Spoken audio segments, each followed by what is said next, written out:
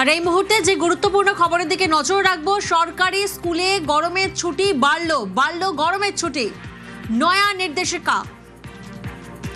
সোমরাজ প্রতিনিধি আমাদের সঙ্গে রয়েছেন। সোমরাজ, কতদিনের জন্য বাড়লো গরমের ছুটি? দেখো, সচিবদের নিয়ে যে বৈঠক মুখ্যমন্ত্রী শুভেন্দু অধিকারী, সেই বৈঠকেই মুখ্যমন্ত্রী শুভেন্দু অধিকারী তিনি স্কুল শিক্ষা দপ্তরের সচিব বিনোদ কুমারকে নির্দেশ দিলেন যে গরমের ছুটি বাড়ছে। একদমই ঠিক বলছে, গরমের ছুটি বাড়ছে। এই নির্দেশ মুখ্যমন্ত্রী শুভেন্দু অধিকারী স্কুল শিক্ষা দপ্তরের সচিব বিনোদ কুমারকে দিলেন।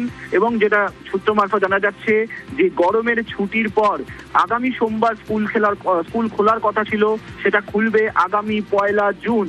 মুখ্যমন্ত্রী শুভেন্দু অধিকারী ইতিমধ্যে স্কুল শিক্ষা দপ্তরের সচিব বিনোদ কুমারকে এই নির্দেশ দিয়েছেন যে গরমের ছুটি বাড়ানো হচ্ছে, স্কুলে গরমের ছুটি বাড়ানো হচ্ছে।